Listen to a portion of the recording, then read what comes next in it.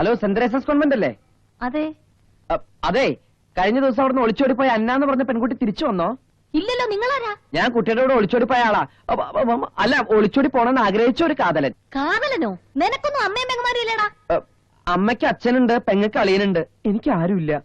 എടാ കാലമാടാ, എന്നാ നിനക്ക് പോലീസ് ഉണ്ടടാ പന്നം.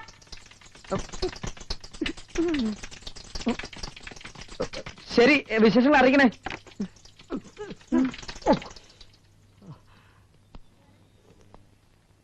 നിന്റെ മുഖം എന്താ മരോട്ടിക്കകത്ത് MLA പോലിരിക്കുന്നത്? മദർ എന്നെ കുറെ ഉപദേശിച്ചു. ആരുപദേശിച്ചാലും വേണ്ടില്ല, പെണ്ണ് മഠത്തിലെത്തിയല്ലോ. എത്തി, പക്ഷെ മടത്തിലല്ല. നീ എന്തായി പറഞ്ഞേ? ഇനി നമ്മൾ എന്തോ ചെയ്യും? എനിക്കൊന്നും അറിയില്ല, ആകെ പ്രശ്നമാണോ? അളിയന്മാർ ഇവിടെ നിൽക്കുക. ആണുങ്ങളായ വാക്ക് പറഞ്ഞ വാക്കായിരിക്കണം. ഇന്ന് രാവിലെ എത്തിക്കൊള്ളാമെന്നല്ലേ ഇന്നലെ ശുംഭം പറഞ്ഞത്? എന്നിട്ട് ഇവിടെ കിടന്ന് ചുറ്റിക്കളിക്കുക. ഞങ്ങൾ രാവിലെ ആ ചാൾസിന്റെയും ശോഭരാജിന്റെയും വീട് തപ്പി ഇറങ്ങിയതാ. നിങ്ങളും കൂടെ വന്നാൽ എളുപ്പമായിരുന്നു. ഉച്ച വരെ ഞങ്ങളെ പ്രതീക്ഷിക്കരുത്. ഉച്ച കഴിഞ്ഞാൽ ഞങ്ങൾ ഞങ്ങളുടെ ഗുണ്ടകൾ നിങ്ങളുടെ കൂടെ ഉണ്ടാവും. ഗുണ്ടകൾ കൊടുക്കാൻ അഡ്വാൻസ് അതിനെന്താ? അതൊന്നും വേണ്ട, അളിയന്മാരെ ഞങ്ങൾക്ക് വിശ്വാസം. തനിക്ക് പൈസക്ക് എത്ര ടൈറ്റ് ആണെങ്കിൽ താൻ എന്റെ അക്കൗണ്ടിൽ നിന്ന് 27 രൂപ എഴുതിയെടുത്തോ. ഹെൻറി നിൽക്കുന്നു. നമ്മുടെ പുക കാണാൻ നടക്കുന്ന ആൾക്കാർ വരുന്നുണ്ട്, പോവാം. പോകാൻ പറ്റുമെന്ന് തോന്നുന്നില്ല, മിക്കവാറും പുകയും.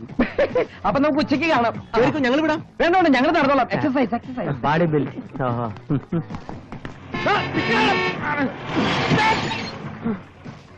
ഈശോമിശിഹായ്ക്ക് സ്തുതിയായിരിക്കട്ടെ. എപ്പോഴും സ്തുതിയായിരിക്കട്ടെ. ഇതെന്റെ മോളല്ലേ? ആണോ?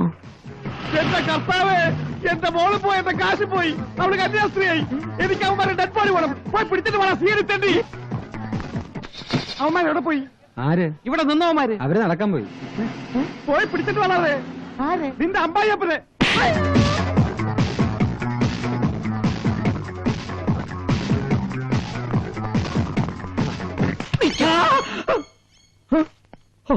താനായിരുന്നു, പേടിച്ചു പോയില്ലോടൂ.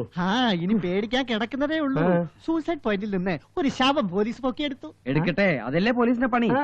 പീസായ ഒരു പെണ്ണിന്റെ ശവമാണത്. വളരെ ഉയരത്തിൽ നിന്ന് ചാടിയതല്ലേ, പീസ് ആയിപ്പോ. അതിന് ഞങ്ങൾ എന്ത് വേണോ? ഇനിയാ നിങ്ങളെ വേണ്ടത്. നിങ്ങൾ വീട്ടിൽ കൊണ്ട് താമസിപ്പിച്ചിരുന്ന ഒരു പെണ്ണില്ലേ, അന്ന, അവളാ അത്. അത് ശരി. മിസ്റ്റർ ഈശോയ്ക്ക് ഇതിൽ യാതൊരു പങ്കുമില്ല. പ്രതികൾ നമ്മളാണ്. ഇനി ആലോചിക്കാൻ സമയമില്ല, മുങ്ങാം. അതിനിടയ്ക്ക് മുങ്ങിയോ? പാതിരാത്രി വരെ കാട്ടിൽ ഒളിച്ചിരുന്നിട്ട് വീട്ടിൽ കയറി ചെല്ലുമ്പോ ചിലപ്പോ വിലങ്ങുമായി മഹാലിംഗമൂർത്തി കാത്തിരിപ്പുണ്ടാവും. ഇന്ന് ഇയാളുടെ ശല്യം ഉണ്ടാവും തോന്നുന്നില്ല.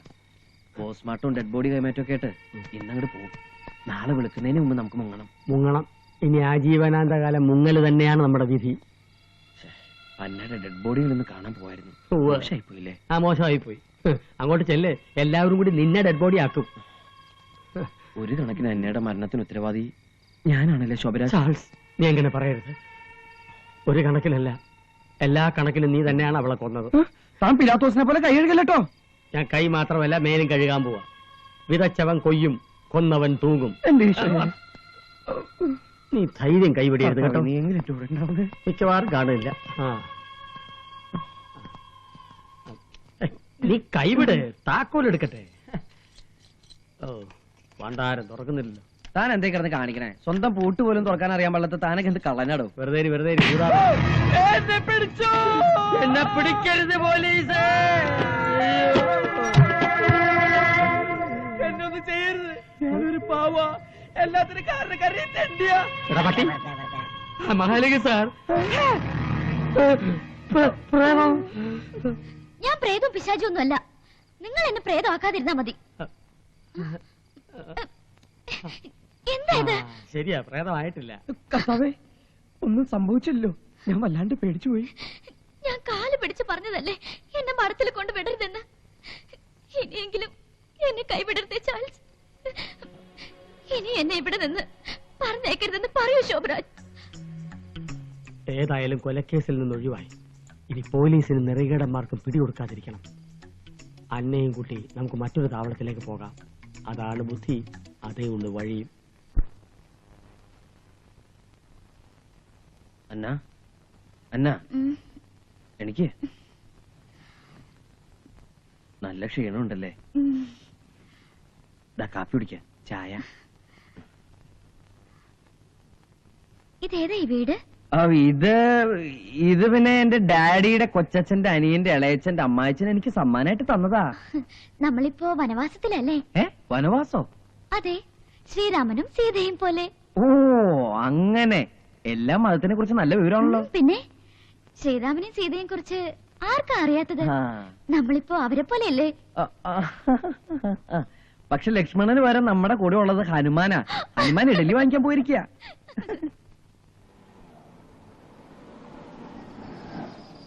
അളിയോ, അളിയൻ നല്ല കക്ഷികളാ. നിങ്ങൾ എവിടെയാണോ താമസം? ഞങ്ങൾ ഇത് എവിടെയൊക്കെ തപ്പി. ഇന്നേതായാലും ഇവിടെ കേറിയിട്ട് പോവാ. വീടറിഞ്ഞിരിക്കാമല്ലോ. അതെ അതെ അതെ, രണ്ടാമത്തെ ദിവസമായി ഈ ചുറ്റിക്കളി. നിങ്ങളുടെ സഹായം ഞങ്ങൾ ആവശ്യപ്പെട്ട് ചുമ്മാതല്ല, കിട്ടുന്നതിൽ നല്ലൊരു വീതം തരാമെന്ന് പറഞ്ഞിട്ടാ. എന്റെ ചുമ്പൻ ചേട്ടാ, ഈ മോഷണവും പിടിച്ചു പറയുമ്പോഴത്തെ തരികിട പണിക്ക് പോകാതെ ഞങ്ങളുടെ കൂടെ നിൽക്കേ, നല്ല കാശുണ്ടാക്കാം. അല്ല, ഞങ്ങള് തീരുമാനിച്ചിരിക്കുക. ഇന്ന് ഉച്ചവരെ സ്വപ്പ പണിയുണ്ട്. അത് കഴിഞ്ഞാൽ ഞങ്ങൾ രണ്ടുപേരും എത്തിക്കൊള്ളാം. അല്ല, വീട് ഇതല്ലല്ലോ, വഴി തെറ്റിപ്പോയി. പിന്നെ ഉച്ചയ്ക്ക് കാണാം. ടാറ്റാ. അത് കള. ഞങ്ങൾ വീട്ടിൽ വന്ന ഒരു കപ്പ് കാപ്പി തരാതിരിക്കാൻ വേണ്ടിയല്ലേ ഈ നമ്പര്? അത്രയ്ക്ക് പിശുക്കന്മാരാവരുത് കേട്ടാ. അല്ല, ചാക്കോയെ കാണുന്നില്ലല്ലോ. അല്ല, അവന് കടുത്ത പനിയാ, 120 കിലോ ഡിഗ്രി. എത്ര ഡിഗ്രി പനിയായിരുന്നാ? മായാവിയാണോ അവനെ കാണാതിരിക്കാൻ പറ്റാ? അല്ല, നമുക്ക് നിർബന്ധമാണെങ്കിൽ അപ്പുറത്തേക്ക് സംസാരിക്കാം. അങ്ങോട്ടല്ല, ഇങ്ങോട്ട്. ചുംബൻ ചേട്ടാ, ചുംബത്തരം കാണിക്കല്ലേ.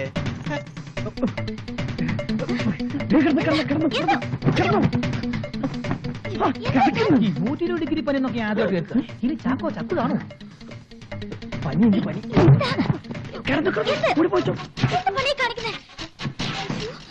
മിണ്ടാതെ കിടന്നോ, ഇല്ലെങ്കിൽ അവര് നിന്റെ തലയും കൊണ്ട് പോകും. ഞങ്ങളുടെ പ്രാർത്ഥിക്കാനൊന്നും നേരമില്ല. നിങ്ങളോട് സംസാരിക്കാൻ കഴിയുമെന്ന് തോന്നുന്നില്ല. അവൻ കിടക്കുന്ന കിടപ്പ് കണ്ടോ? ആരാ? ഈ പനിയൊന്നും സാരില്ലളിയാ. നല്ല റമ്മിൽ കുരുമുളക് ഇട്ട് 2 എണ്ണം കടിച്ചാ മതി. എടാ അപ്പി, ജീപ്പിന്നാ കുപ്പിയും എടുക്ക്. അതൊന്നും വേണ്ട. മദ്യം കഴിക്കരുതെന്ന് ഡോക്ടർ പ്രത്യേകം പറഞ്ഞിരിക്കുന്നതാ. ചുംബൻ എന്ത് പറയുന്നു? എന്നോട് കഴിച്ചോളാം ഡോക്ടർ പറഞ്ഞു. എന്റെ കാര്യല്ലടോ, താൻ കഴിക്കണോ? കൈ എന്ത് മേലുവേദനയുണ്ടോ? അല്ല, ഇക്ലിയാവും. അങ്ങനെ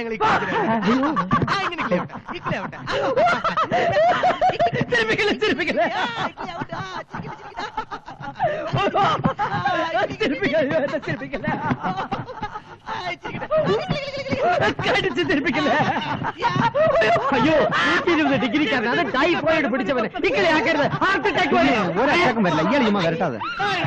അയ്യോ, പൊളിഞ്ഞു, ഇറ്റലി പോയി.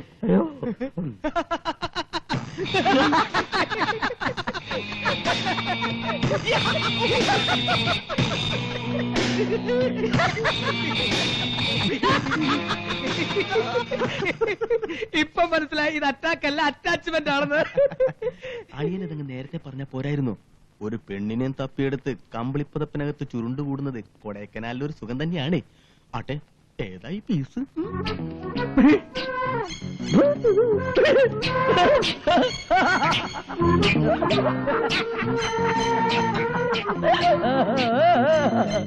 കെട്ടാൻ പോകുന്ന പെണ്ണ?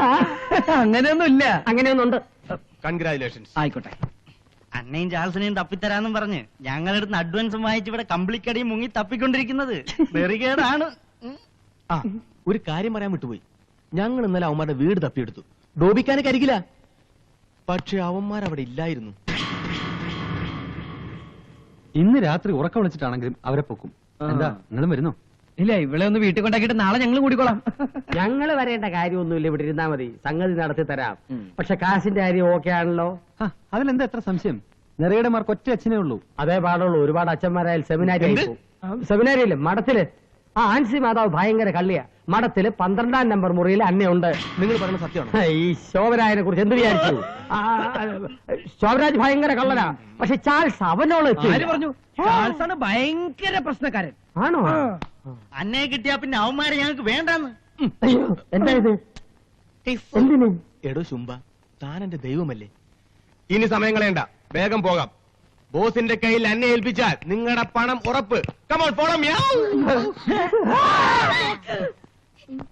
ശുംഭ, ശുംഭ, ശുംഭ പോയോ? പോയി. എടോ, താൻ എന്ത് പണിയെ കാണിച്ച്? എങ്ങനുണ്ട്? എടോ, അവര് ചെന്ന കന്യാസ്വാമിനെ പൊക്കൂല്ലേ? പൊക്കിക്കൊണ്ട് പോട്ടേന്ന്. തൽക്കാലം നമ്മുടെ തലേന്ന് ഒഴിഞ്ഞല്ലോ.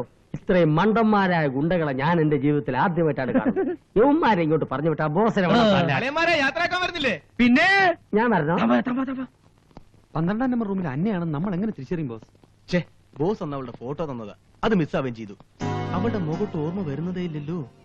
ലീഡറാക്കാൻ പറ്റിയ ആള് തന്നെ. അയ്യടാ. കുഴപ്പമില്ലെന്ന് ചുംബം പറഞ്ഞില്ലേ 12 നമ്പർ റൂമിൽ അന്നേണ്ടെന്ന്. മഠത്തിൽ ആരോടെങ്കിലും ചോദിച്ച് ഉറപ്പ് വരുത്തിയതിനു ശേഷം നമുക്ക് അവളെ പൊക്കാം. അതേന്നെ, ആ. വെറുതെ സംശയം ചോദിച്ച് മനുഷ്യൻ ടെൻഷൻ അടിപ്പിക്കാതെ. ഓ, അളിയോ, പറഞ്ഞത് സത്യം തന്നെയല്ലേ? അളയൻ സത്യമേ പറയൂ, പ്രത്യേകിച്ച് മണ്ടന്മാരോട്. ധൈര്യമായിട്ട് പൊക്കോളൂ. ഓക്കെ. അപ്പൊ ഇനി നമുക്ക് ഓപ്പറേഷൻ കഴിഞ്ഞിട്ട് കാണാം. ജയ് ജിഞ്ചോ. ഓപ്പറേഷനോ? ആർക്കാസുഖം? ആശുപത്രി പോകണോ? ആണോ? അന്ന കിഡ്നാപ്പിംഗ് ഓപ്പറേഷൻ പുരിഞ്ചതാ. ടാറ്റാ. ബിർള